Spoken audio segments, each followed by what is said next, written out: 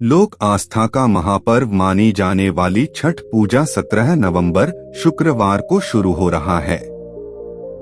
छठ का पर्व हर साल कार्तिक माह के शुक्ल पक्ष की षष्ठी तिथि को मनाया जाता है। इस महापर्व में छठी मैया की पूजा अर्चना की जाती है और उगते सूर्य को अर्घ्य दिया जाता है। इस दिन भगवान सूर्य और छठी माता की पूजा का विधान है। ऐसा माना जाता है कि छठ की पूजा तब तक पूर्ण नहीं होती है जब तक इस पावन पर्व की कथा न सुनी जाए। ऐसे में चलिए विस्तार से जानते हैं छठ पूजा की पौराणिक व्रत कथा के बारे में। पुराणों के अनुसार राजा प्रियंवद नामक राजा हुआ करते थे जिनकी कोई संतान नहीं थी। तब महर्षि कश्यप ने पुत्र प्राप्ति के लिए राजा के यहाँ यज्ञ का आयोजन किया।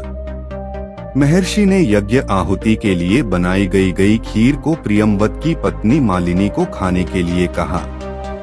खीर के प्रभाव से राजा और रानी को पुत्र तो हुआ किंतु वह मृत था। प्रियंवद पुत्र को लेकर श्मशान गए और पुत्र वियोग में प्राण त्यागने लगे। उसी समय भगवान की मानस पुत्री देवसेना प्रकट हुई। उन्होंने राजा से कहा कि सृष्टि की मूल प्रवृत्ति के छठे अंश से उत्पन्न होने के कारण मैं षष्ठी कहलाती हूँ। माता ने राजा को अपने पूजन का आदेश दिया और दूसरों को भी यह पूजन करने के लिए प्रेरित करने को कहा। राजा ने पुत्र इच्छा से देवी षष्ठी का व्रत किया और उन्हें शीघ्र ही पुत्र रत्न की प्राप्ति हुई। जिस दिन राजा ने यह व्रत किया था उस दिन कार्तिक शुक्ल षष्ठी तिथि थी। तभी से छठी मैया के पूजे जाने की परंपरा आरंभ हुई। महाभारत काल में कुंती पुत्र कर्ण को दानवीर माना जाता था। कर्ण सिर्फ माता कुंती के ही नहीं अपितु सूर्य देव के भी पुत्र थे। सूर्य देव की कर्ण पर विशेष कृपा थी। कर्ण नियमित रूप से प्रातःकाल उठकर सूर्य देव को अर्घ्य दिया करते थे।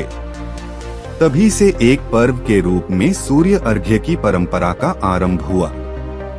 इसके अलावा कुंती और द्रौपदी के भी व्रत रखने का उल्लेख ग्रंथों में मिलता है।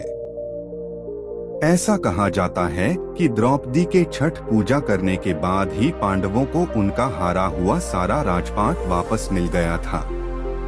रामायण में भी छठ पूजा का वर्णन मिलता है। दरअसल भगवान राम सूर्यवंशी कुल के राजा थे और उनके आराध्य एवं कुलदेवता सूर्य देव ही थे।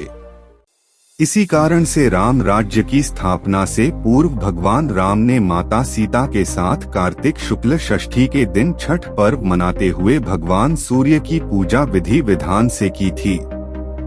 मार्कंडेय पुराण में इस बात का उल्लेख मिलता है कि छठी मैया प्रकृति की अधिष्ठात्री देवी हैं और इसके साथ ही भगवान सूर्य की बहन भी। छठी मैया को संतान सुख, संतान की दीर्घायु और सौभाग्य प्रदान करने वाली माता माना गया है। जब बच्चे के जन्म के छठे दिन उसका छठी पूजन होता है तब इन्हीं माता का स्मरण किया जाता है। इनकी कृपा से न सिर्फ संतान को हर तरह की सुख सुविधा प्राप्त होती है बल्कि उसके जीवन में आने वाले कष्टों का अपने आप ही निवारण हो जाता है। तो ये थी छठ पर्व की पावन कथा जिसे सुने बिना आपकी छठ पूजा अपूर्ण है। इस आर्टिकल को शेयर और लाइक जरूर करें, साथ ही कमेंट भी करें। धर्म और त्योहारों से जुड़े ऐसे ही और आर्टिकल पढ़ने के लिए जुड़ी रहें हर जिंदगी से।